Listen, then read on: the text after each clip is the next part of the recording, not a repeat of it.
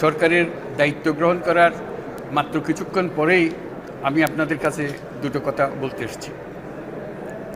আজ দ্বিতীয়বার যারা স্বাধীনতার স্বাদ আমাদের সকলের জন্য সম্ভব করল, সেই বৈষম্য বিরোধী ছাত্র আন্দোলনের শহীদ ছাত্র জনতা এবং এতে আহত অসংখ্য আন্দোলনকারীকে স্মরণের মাধ্যমেই দেশবাসীকে আমি কিছু কথা বলতে চাই।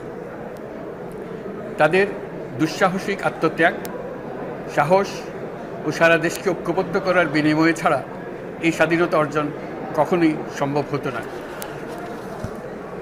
সেই সঙ্গে তাদের সেই মুক্তির আকুতি উপলব্ধি করে সেনা, নৌ এবং বিমান বাহিনীর যে অকুতোভয় সদস্যরা দেশের মানুষের পাশে এসে দাঁড়িয়ে এই বিজয়কে ত্বরান্বিত করেছেন, তাদের প্রতিও জানাই জাতির পরম কৃতজ্ঞতা ও অভিনন্দন।